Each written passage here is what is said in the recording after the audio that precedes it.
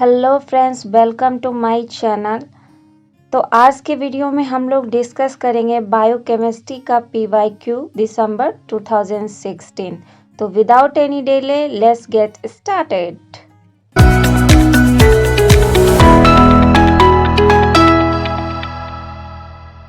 So our first question is, choose the most appropriate pH at which the net charge is 0 for the molecule from the data shown below. तो given question में most appropriate pH choose करना है जिसपे कि net charge 0 हो जाए for the molecule from the data shown below, जो data नीचे दिया हुआ है। तो सबसे पहले देखते हैं मॉलिक्यूल किसका गिवन है। तो मॉलिक्यूल है CH COOH NH 3+ CH2 CH2 and COOH, that is glutamate। Means जो ग्लूटामेट की pKa1 वैल्यू दी हुई है that is 2.0 and pKa2 value जो दी हुई है वो है 3.80 एंड pKa3 वैल्यू जो दी हुई है वो है 9.94। तो ग्लूटामेट जो है pKa1 2.02 पे अपना हाइड्रोजन डोनेट कर देता है, बट ये डोनेट नहीं करेगा, ये अपनी pKa2 वैल्यू के बाद ही चार्ज डोनेट करेगा। तो यहाँ पे ये अपना H+ आयन डोनेट कर देते हैं और ये जब ये 3.80 पे आते हैं तो ये अपना कर देते which is side chain, and जब pKa3 वैल्यू पे आते हैं इस पे तो ये अपना हाइड्रोजन डोनेट कर देता है। That means given molecule is acidic amino acid या यहाँ पे ऐसे भी देख सकते हैं कि यहाँ पे दो एसिड ग्रुप बना, एक ये और एक ये, तो ये एसिडिक अमीनो एसिड हुआ। तो for the acidic amino acid PI would be average of the acidic group. तो एसिडिक अमीनो एसिड के लिए PI कैसे कैलकुलेट करेंगे, एसिडिक ग्रुप जो है उसका एवरेज ले लेंगे। तो एसिडिक ग्रुप कौन कौन सा हुआ, ये लेंगे एंड ये लेंगे, 2.02 एंड 3.80 का एवरेज निकाल। तो क्या होगा, PI is equal to pKa1 plus pKa2 divided by 2।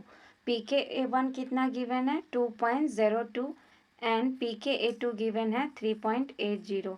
तो इसका एवरेज ले लेंगे तो आ जाएगा 2.91। तो हमारा करेक्ट आंसर हो जाएगा B। Second question is, choose the correct statement about peptides in Ramachandran plot. So first statement is given, peptides that are unstructured will have all the backbone dihedral angle in the disallowed region. This statement is wrong because unstructured protein which lack stable secondary or tertiary structure in their native unbound state are not present in disallowed region. But here given that present in disallowed region, that's why this statement is wrong. Second statement is, it is not possible to conclude whether a peptide adopts entirely helix or entirely beta sheet conformation. This is completely wrong. Yes, it is possible. It is possible. So second statement is wrong. Third statement is, the occurrence of beta turn conformation in a peptide can be deduced. Yes, it is correct. Why D is wrong? D is given the sequence of peptide can be deduced.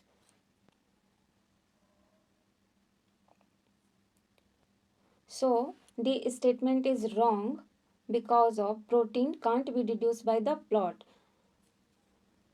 by the Ramachandran plot. This plot gives information about only the conformation, that is secondary and tertiary structure. It does not provide information of primary structure. So correct answer is C. Our third question is asking, a researcher investigated a set of conditions for a protein with an isoelectric point of 6.5 and also bind to calcium. This protein was subjected to 4 independent treatments. First, pH 6.4. तो यहाँ पे 6.5 होने का मतलब क्या है? 6.5 that means it is acidic protein. And acidic protein होने का मतलब कि निगेटिव चार्ज है. And binds to calcium. Calcium पे क्या होता है? Positive charge. तो ये बाइंड कर रहा है पॉजिटिव चार्ज निगेटिव चार्ज से.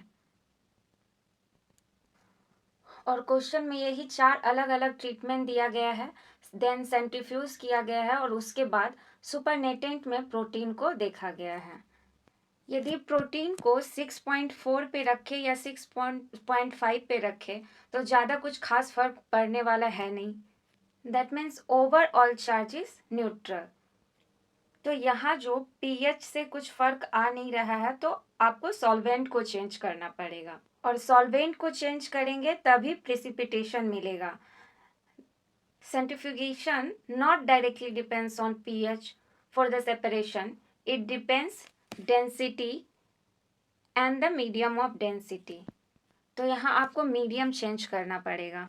तो पहला में तो पीएच दिया हुआ है 6.4. सेकेंड में 10% ग्लिसरॉल दिया गया है. इससे भी चेंज आएगा 10% मिलीमोलर CaCl2. इससे भी 100% चेंज आएगा. इससे भी 100% चेंज आएगा. देन है 40% अमोनियम सल्फेट. ये सॉल्टिंग का काम करता है. तो इस पे भी सेंट्रीफ्यूगेशन डायरेक्टली डिपेंड नहीं करता. तो इसमें भी कुछ खास चेंज नहीं आएगा. तो या तो ये पीएच 6.4 होगा या ये अमोनियम सल्फेट होगा या ये अमोनियम सल्फेट होगा और ये आपका पीएच हो जाएगा. तो पहले इसके थ्रू ऑप्शन एलिमिनेट करने का कोशिश कर. तो देखते हैं बी एंड डी में पीएच एंड अमोनियम सल्फेट कहाँ कहाँ है. यहाँ बी में ग्लिसरॉल है. ये तो पहले ही हट गया ये ऑप्शन. यहाँ बी में ग्लिसरॉल है. ये भी रॉन्ग हो गया. यहाँ बी में CaCl2 है. ये भी रॉन्ग हो गया. यहाँ बी में पीएच है एंड डी में अमोनियम सल्फेट है. ऑटोमेटिकली आपका आंसर डी आ गया. बट मैं इसको और एक्सप्लेन करती हूँ.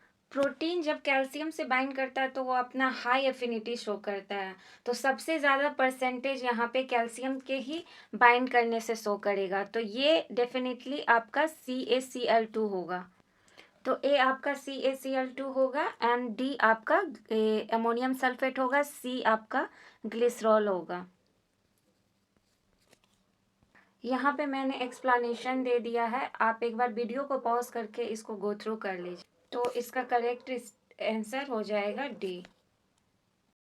ये हमारा 4th क्वेश्चन है. A researcher was investing the substrate specificity of 2 different enzyme X and Y on the same substrate.